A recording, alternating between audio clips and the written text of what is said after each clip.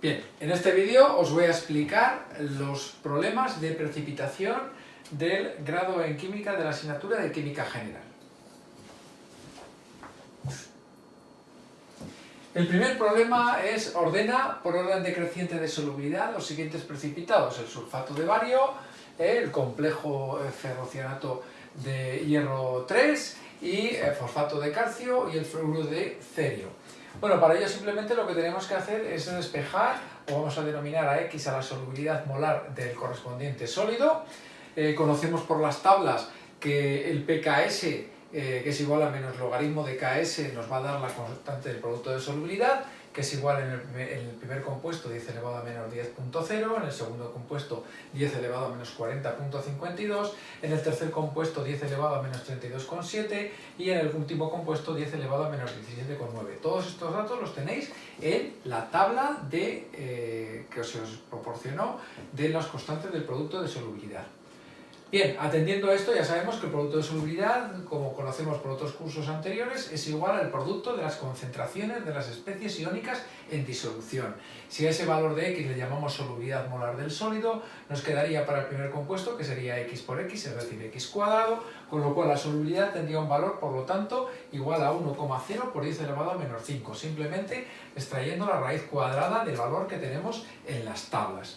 En segundo lugar, para el segundo compuesto, podemos observar que su solubilidad sería 4X, esto procede fundamentalmente a la hora de disociar esta sal correspondiente en 4 de hierro, por lo tanto 4X a la cuarta, multiplicado por este compuesto 3X elevado al cubo, por lo tanto el valor de la X que nos sale es 5,6 por 10 elevado a menos 7 molar.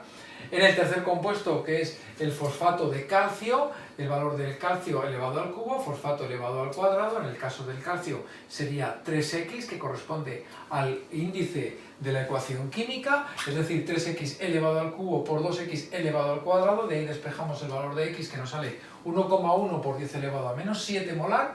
Y en el último caso, para el fluoruro de cerio, nos saldría 1,3 por 10 elevado a menos 18, que correspondería a la concentración del cerio por la concentración del fluoruro al cubo. Es decir, X por 3X elevado al cubo. Por lo tanto, el valor del X, que sería la solubilidad molar de dicho sólido, es 1,6 por 10 elevado a menos 5. Por lo tanto, el que presenta en orden decreciente de solubilidad, el que tiene un mayor valor de estos que tenemos en los resultados numéricos que hemos obtenido en el ejercicio, el que tiene mayor valor es el compuesto D, es decir, el fluoruro de cerio, posteriormente el sulfato de bario, posteriormente el complejo hexacianoferrato de hierro y por último el fosfato de calcio, que correspondería a un valor de 1,1 por 10 elevado a menos 7. Bien, ejercicio número 2. Calcular la solubilidad molecular de las siguientes especies. Bien, vamos a empezar por la primera, yoduro de plata. Calcular la solubilidad molecular significa cuando yo tengo un sólido que está en equilibrio con un complejo con la misma estequiometría, ¿vale? Y como vimos en clase, era igual al producto de la constante del producto de solubilidad por la constante de formación de ese complejo, ¿vale? Pues es muy fácil. En el primer caso sería el producto de esos dos valores, por lo tanto 10 elevado a menos 9,5, por lo tanto el pK es igual a 9,5. En el caso del THF4 nos vamos a las tablas, vemos que en esas tablas tenemos un valor de un precipitado con una estequiometría THF4 y también hay un complejo con una estequiometría THF4 que está soluble, por lo tanto si hay un equilibrio de precipitación entre el sólido y el líquido con la misma estequiometría, según aplicando la constante de equilibrio termodinámico, nos queda que el valor de esa solubilidad molecular intrínseca es 5,0 por 10 elevado a menos 7, es decir, el pK igual a 6,3, multiplicando la constante del producto de solubilidad que tenéis en las tablas por la beta sub 4', que corresponde a caso 1' por caso 2', por caso 3', por caso 4', la suma de las constantes escalonadas, que es igual a 22. En el caso del cianuro de zinc, en la misma dinámica, con la misma forma de trabajar, llegaríamos a que el valor del pK es igual a 3,9 de esa constante de equilibrio que corresponde a la solubilidad molecular intrínseca. Y en el caso del UF4 hay que recordar que como no hay precipitado, que no hay un complejo, no hay un precipitado que corresponda a ese valor, por lo tanto no es posible calcular la solubilidad molecular intrínseca, porque no tenemos una constante de formación total del complejo UF4. Sí que existe el precipitado, pero no existe el complejo. Por lo tanto, no es posible calcular la solubilidad molecular intrínseca para este compuesto, porque ya he dicho, y eso es muy importante, que tiene que existir un precipitado en la misma estequiometría que el complejo y por lo tanto tiene que existir ese equilibrio de precipitación para poder calcular estos valores de los pK que corresponderían a esa solubilidad molecular intrínseca. Bien, vamos a continuar con un ejercicio súper interesante relacionado con cómo se modifica la solubilidad de un compuesto, en este caso del bromuro de plata. El bromuro de plata se disocia para dar iones plata e iones bromuro, y vamos a ver cómo la adición de diferentes aditivos, diferentes reactivos, modifican la solubilidad de este compuesto tan interesante y que lo hemos visto ya en otros cursos precedentes en bachillerato y sobre todo en algunas pruebas de selectividad de BAO que se os han puesto en los exámenes. En primer lugar, si yo añado nitrato de plata, ya sabéis que el nitrato de plata es una sal muy soluble, donde vamos a tener iones plata y iones nitrato en disolución. Aquí hay un ion común que es la plata, eso se va a traducir que al añadir iones plata, según el principio de Le Chatelier, va a disminuir la cantidad de iones plata, por lo tanto la solubilidad del bromuro de plata va a disminuir debido fundamentalmente a ese efecto del ion común que hace que el sistema evolucione a la izquierda y por lo tanto a la no disolución del bromuro de plata. En el caso del sulfuro de plata, ya sabéis que os he recordado en clase que los sulfuros son especies muy insolubles, por lo tanto, al no poder solubilizarse ese sulfuro de plata, no le va a hacer nada a la solubilidad de nuestro compuesto de partida, que es el bromuro de plata, puesto que el sulfuro de plata no es soluble. ¿Qué sucede cuando añadimos bromuro de potasio? Cuando añadimos bromuro de potasio, por lo mismo razonamiento que añadiríamos bromuro, porque el bromuro de potasio se disocia en bromuro y potasio. El potasio es un ion que se encuentra muy bien en disolución, el bromuro también, pero ¿qué sucede? Que también debería de disminuir porque estamos añadiendo iones comunes. Pero ¿qué sucede? Es un caso especial, va a aumentar la solubilidad porque el bromuro va a tener la facilidad para formar complejos solubles en disolución, como tenéis en vuestras tablas, que os dije que las tablas las teníamos que tener a pie de mesa, a pie de trabajo, a pie de tenerlas muy presentes, tanto las tablas de precipitación de ácido-base como de formación de complejos como de redos. ¿Vale? Un exceso de bromuro va a hacer que se formen complejos solubles y por lo tanto va a aumentar la solubilidad del bromuro de plata. Lo mismo va a suceder con el nitrato de aluminio, pero por otro efecto totalmente diferente, que es el efecto salino. La adición de aluminio o la adición de otros iones como el nitrato, aunque el nitrato esté muy estable, hace que disminuya las fuerzas internas del bromuro de plata, disminuye esa interacción que mantiene unido al bromuro con la plata, por lo tanto va a aumentar la solubilidad por lo que sería o que se conoce como efecto salino. En el caso del nitrato de bismuto, por el mismo razonamiento que en C, va a suponer que al añadir bismuto se formen complejos de bismuto con bromo. Por lo tanto, hará que necesitemos más cantidad de bromuro, se formen más complejos que son solubles y por lo tanto aumentará la solubilidad del bromuro de plata, por el mismo efecto que el apartado C, pues la formación de complejos. Bien, vamos a iniciarnos ahora con cálculos de especies que quedan en la disolución cuando tenemos diferentes reactivos en la misma, ¿vale? Entonces nos piden calcular en el ejercicio 4, calcular las concentraciones que quedan en la disolución de las especies que se indican en los siguientes casos. En el primer caso, en el caso A, nos dice que tenemos 1 litro de agua en el cual añadimos nitrato de bario. Vuelvo a insistir que el nitrato de bario va a ser una de las sales muy solubles en agua, por lo tanto nos va a permitir que tengamos bario en la disolución y nitratos. La masa molecular, 261,3 para el nitrato de bario. Vamos a tener arseniato de sodio con un peso de 1,0390, con la masa molecular que os damos también, y nos piden calcular la concentración que vamos a tener de arseniatos y de bario. Bueno, pues el problema es muy sencillo. La concentración de bario, según esos datos que os hemos dado, la podéis calcular fácilmente para 1 litro de agua, dividiendo la masa en gramos de 0,1306 para el peso molecular nos sale este valor, en el caso del arseniato nos sale este otro valor de ahí. Vamos a ver si rebasamos el producto de solubilidad, vemos que el valor que nos sale al multiplicar las dos concentraciones es inferior al valor del producto de solubilidad, por lo tanto se va a producir, va a ser superior por lo tanto al producto de solubilidad, por lo tanto sí que precipita, y supongamos que precipita todo el bario, es decir, el que tenemos en menor cantidad.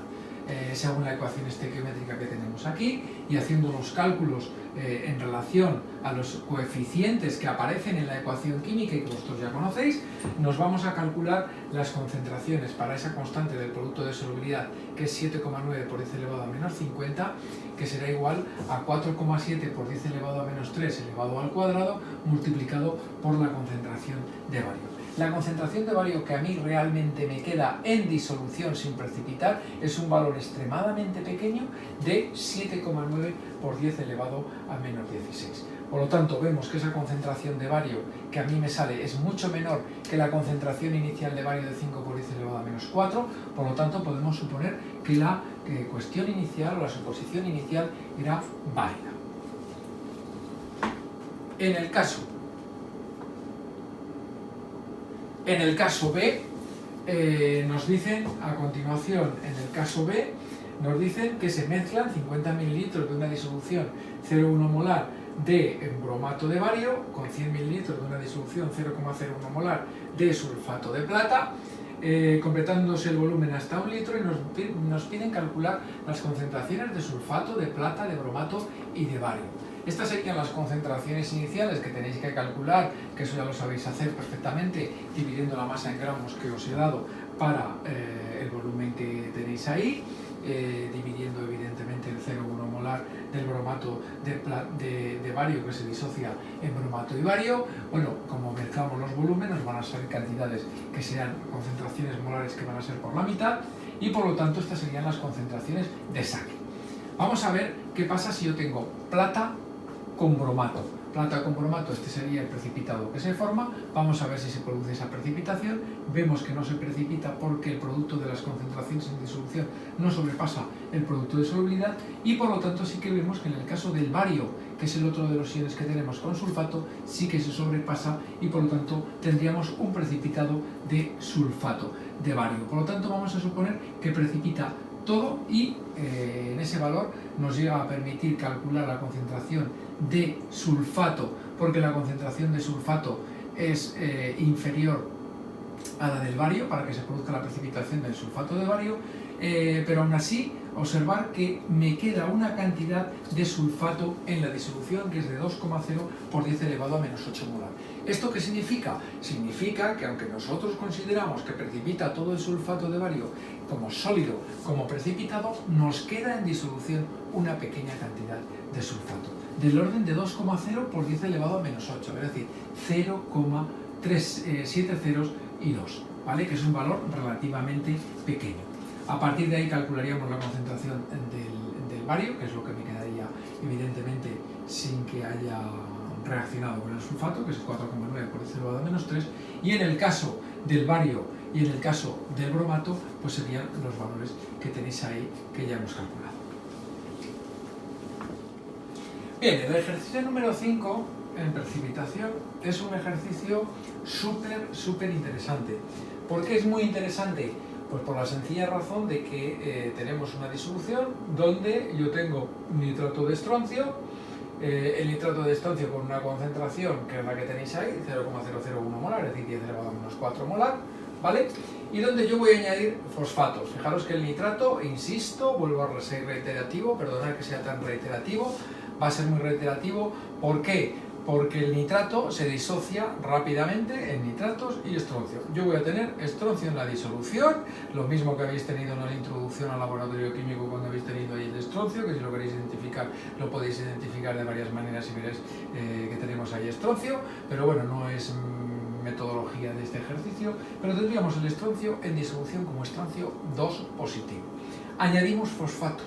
Si nosotros nos vamos a nuestras tablas, las tablas que tenemos que observar rápidamente que se va a producir un precipitado de fosfato de estroncio, ¿vale? Y que la ecuación estequiométrica sería 3 de estroncio más 2 de fosfato para producir fosfato de estroncio. Bueno, pues ahora con esto vamos a jugar.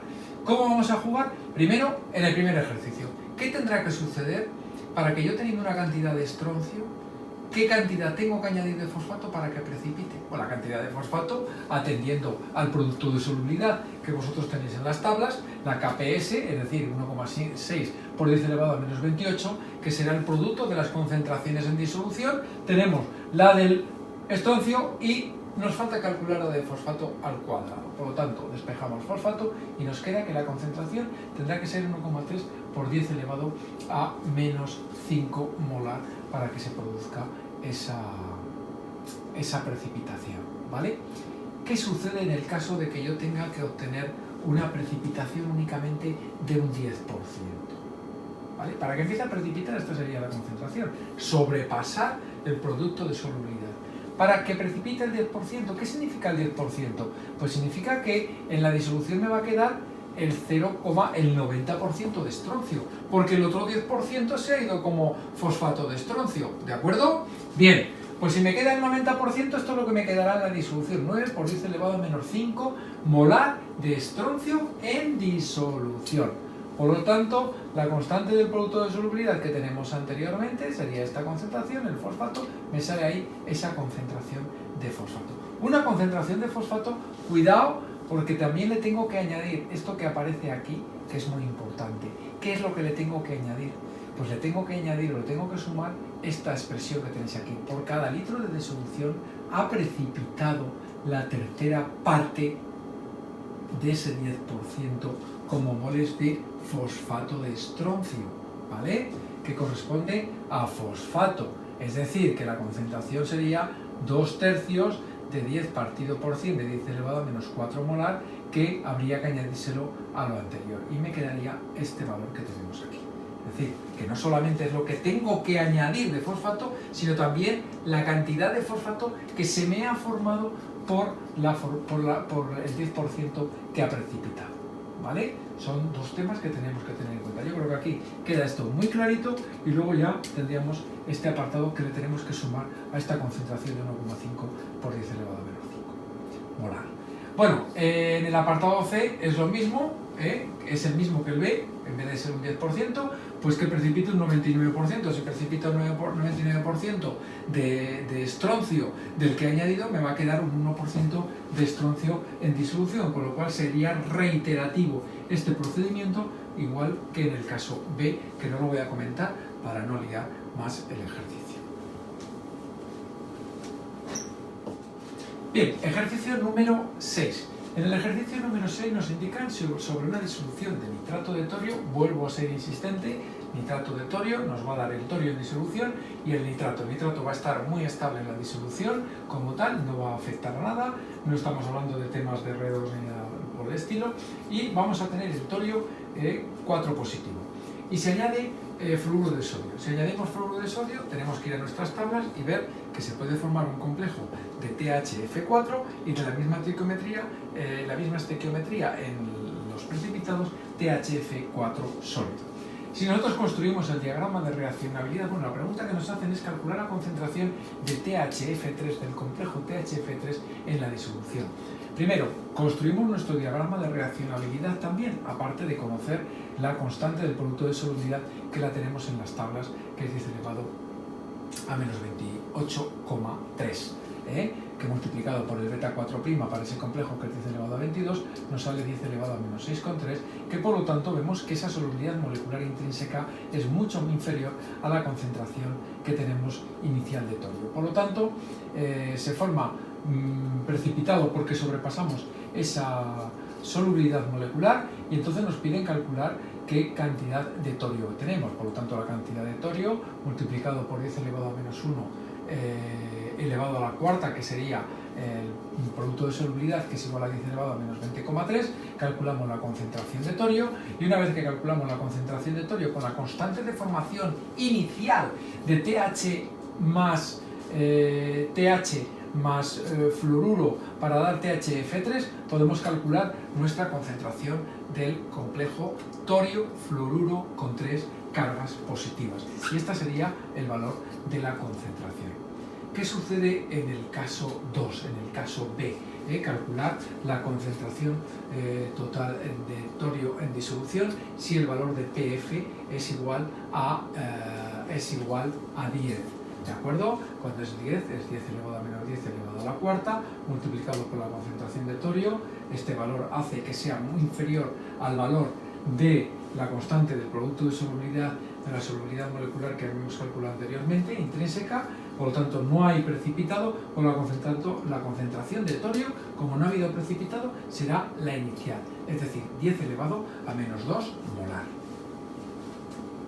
Bien, para concluir este ejercicio nos piden calcular el valor de PF, es decir, la concentración de fluoruros que tiene lugar suponiendo o que va a haber en disolución para que el valor de la concentración de torio sea igual 4, la concentración total de torio 4, sea igual a 10 elevado a menos 5 molar.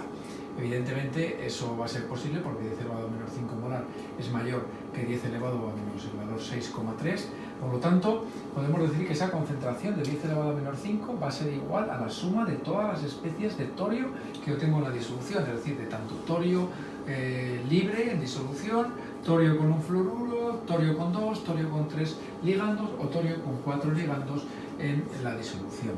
Entonces, desde aquí hasta aquí, lo que hacemos es aproximaciones, utilizando las zonas de predominio.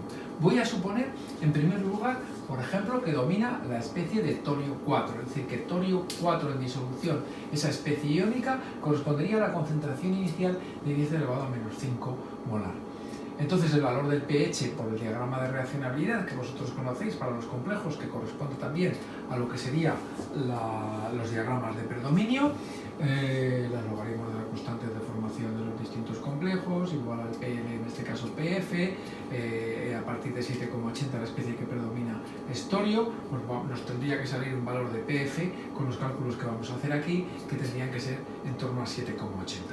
Vamos a observar que si sale mayor que 7,80 estaría bien considerado y el valor de PF nos saldría correcto. ¿Qué sucede? Que cuando consideramos que domina el torio con 4 cargas positivas, si sustituimos 10 elevado a menos 5 por la concentración de fluoruros a la cuarta igual a 10 elevado a menos 28,3, nos sale un PF que es igual a 5,8, con lo cual no es coherente con la suposición que hemos hecho.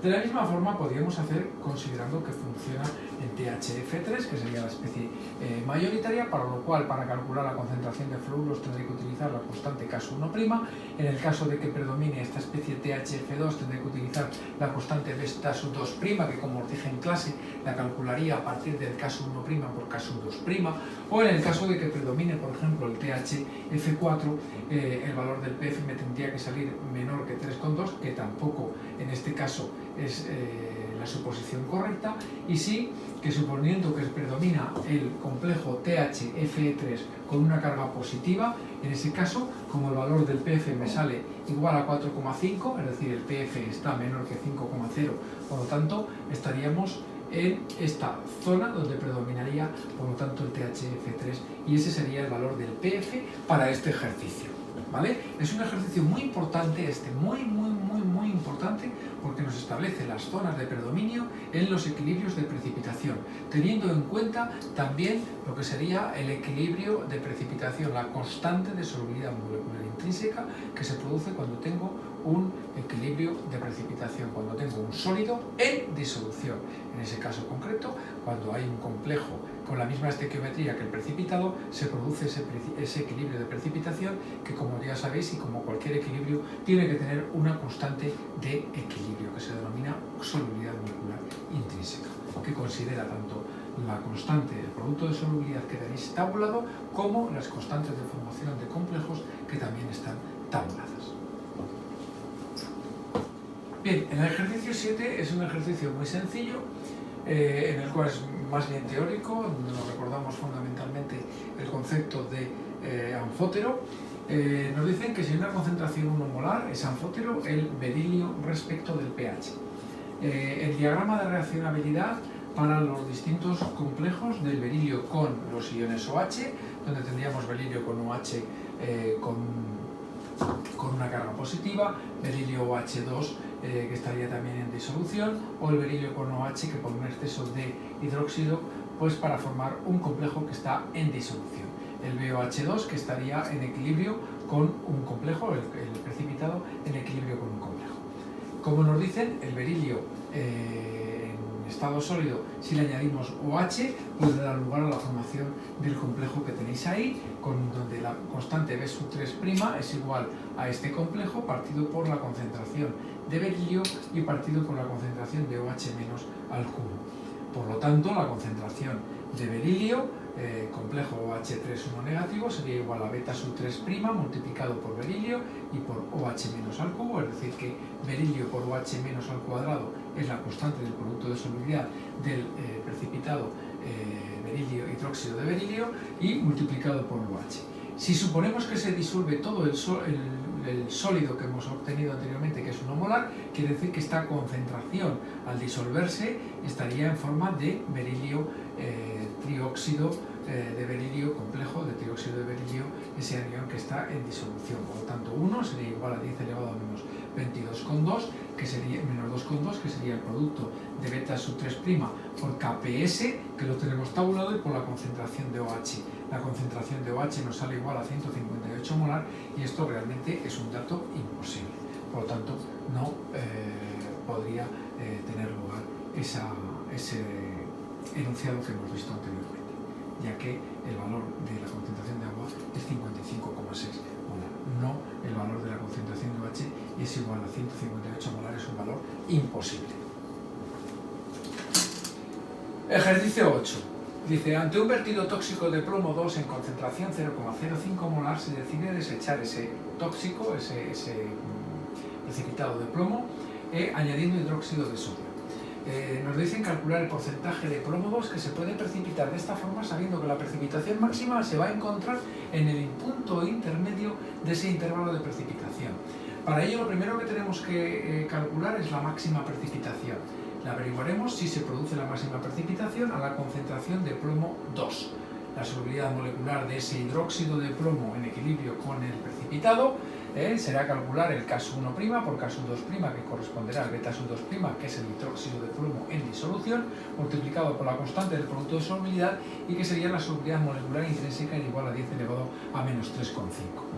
La concentración analítica del plomo es 5 por 10 elevado a menos 2. Como es superior a esta solubilidad molecular intrínseca, por lo tanto la rebasamos, se va a producir precipitación. Ordenamos nuestro diagrama de reaccionabilidad, obtenemos nuestro diagrama de predominio poniendo una línea horizontal en esta dirección, donde aquí colocaremos el valor del pOH, indicando para los distintos complejos las zonas o los compuestos que van a predominar. De 3,0 hacia la izquierda va a dominar el PbOH3,1 negativo, a la derecha el PbOH2 en disolución de ese complejo, PbOH1 positivo a la derecha de 4,6 y Pb más 2 a la derecha de 6,3. El inicio de la precipitación, vamos a ver cuándo tiene lugar. El inicio de la precipitación se va a producir cuando predomine la concentración de plomo. Por lo tanto, la concentración de plomo será la que nos han dado en el enunciado, 5 por 10 elevado a menos 2. En esas condiciones, el valor de Pb más 2 por OH menos 2 elevado a menos 2 será igual a 10 elevado a menos 14,4, que corresponde a la constante del producto de solubilidad.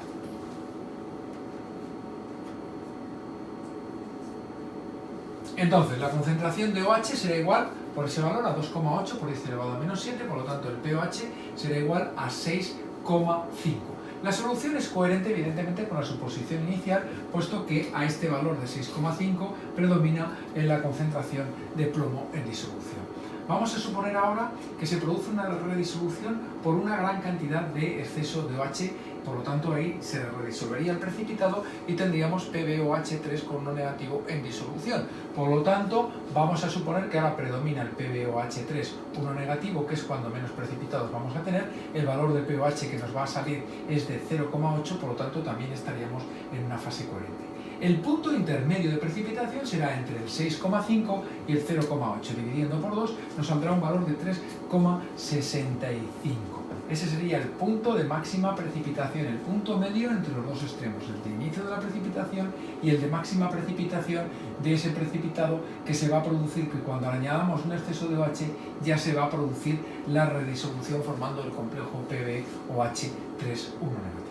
Si consideramos que todo el plomo en disolución está en forma de hidróxido de plomo en disolución acuosa, entonces ha precipitado, que sería la concentración inicial de plomo, que correspondería a 5 por 10 elevado a menos 2, menos la que hemos considerado como precipitado, que es 10 elevado a menos 3,5, como hemos visto en los datos numéricos anteriores, dividido por la concentración inicial del plomo, donde se tendría en cuenta todas las concentraciones de las especies en disolución que tenemos del mismo. Y multiplicado por 100 nos sale una precipitación del 99%. Por lo tanto, podríamos conseguir una eliminación de ese hidróxido de plomo precipitándolo con medio alcalino para obtener una precipitación y una eliminación luego por filtración o por otras técnicas analíticas de separación del 99%. Es importante en este ejercicio lo del intervalo de precipitación que nos comentaban en el ejercicio, es decir, que el máximo de esa precipitación o la máxima precipitación es en el punto intermedio del intervalo de precipitación, cuando comienza a precipitar y cuando ya se ha producido la máxima precipitación, 6,5 y 0,8. En el punto intermedio de 6,5 tendríamos esa máxima, de 3,5, perdón, tendríamos de 3,65, tendríamos la máxima,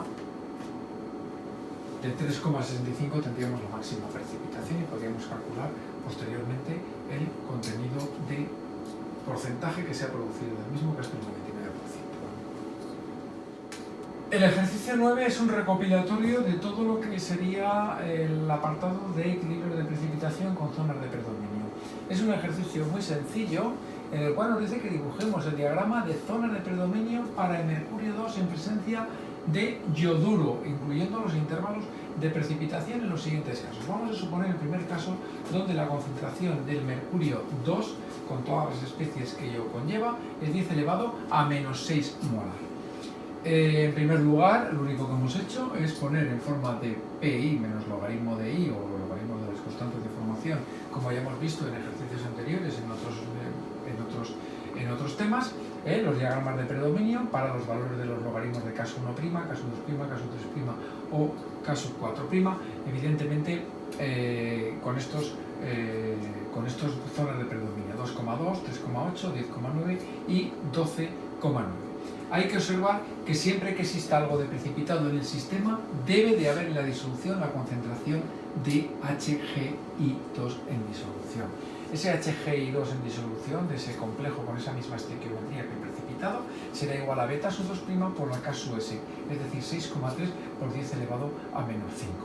Sabemos que la concentración de mercurio 2 en el sistema es 10 elevado a menos 6, por lo tanto nunca se va a alcanzar esa solubilidad molecular de HGI2, por lo tanto no se forma precipitado a ningún valor de la concentración de yoduro.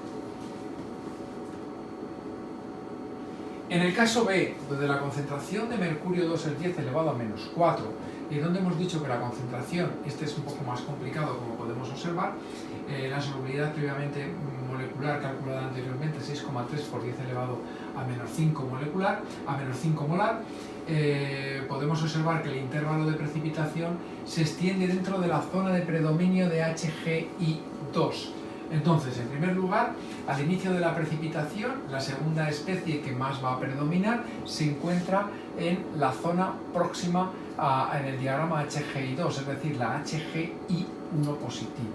El HGI1 positivo es 3,7 por 10 elevado a menos 5, que simplemente es el cálculo de 10 elevado a menos 4 molar menos lo que tenemos como HGI2, que es 6,3 por 10 elevado a menos 5. De ese valor yo voy a calcular la concentración de yoduro, porque la K sub 2' es HGI2 partido HGI más, que lo tenemos aquí, HGI2 también. El yoduro es la concentración que sería la incógnita, la K sub 2' es 10 elevado a 10,9, por lo tanto la concentración de yoduro es 10 elevado a menos 10,7. Al terminar la redisolución, la segunda especie más dominante será la más próxima en el diagrama, es decir, HGI3 1 negativo. Conocemos HGI2, el HGI3 1 negativo es 10 elevado a menos 4 molar menos 6,3 por 10 elevado a menos 5 molar, es decir, 3,7 por 10 elevado a menos 5 molar. Si continuamos con una constante de formación total del complejo MLI3 a partir de ML2 más L, es decir, HGI3 se forma a partir de HGI2 más una concentración de yoduro, tenemos todos los datos y nos queda que la concentración de yoduro es 10 elevado a menos 4 molar. Por lo tanto, las concentraciones o las zonas de predominio para todo lo que hemos visto ahí anteriormente sería que tendríamos esa especie en disolución entre 4.0 y 10 elevado y 10,7 para el valor de PI. En el ejercicio C, donde la concentración de mercurio 2 es 1 molar, seguiríamos hablando de la misma manera, teniendo en cuenta o recordando la solubilidad molecular, que es 6,3 por 10 elevado a menos 5, estableciendo fundamentalmente, y lo único que nos cambia, evidentemente, va a ser por una concentración de yoduro 1 molar a la hora de hacer la resta, pero sería el mismo procedimiento de cálculo matemático que hemos visto en el ejercicio o en el apartado B. Todo ello nos lleva a que unas zonas de predominio que aparecen en este diagrama. Las zonas de predominio para cada uno de esos compuestos estarían establecidas entre 0,4 y 14.0, donde tendríamos en cuenta la presencia de HgI2 sólido con HgI2 en disolución acuosa. Esas serían las zonas de predominio para los precipitados que se forman añadiendo cantidades de yoduro en el caso de que sean los valores que hemos obtenido o que hemos determinado en este ejercicio numérico. Y bueno, con este ejercicio terminamos ya todos los problemas relacionados con los equilibrios de precipitación. Vuelvo a insistir que lo más importante es, 1, recordar que la solubilidad molecular intrínseca es el producto de la constante del producto de solubilidad por las constantes de formación de ese complejo que tenga la misma estequiometría que el sólido que precipita, ¿vale? Y en segundo lugar, que las zonas de predominio las podemos ir calculando y utilizando de la misma manera que hemos visto en ejercicios anteriores de formación de complejos.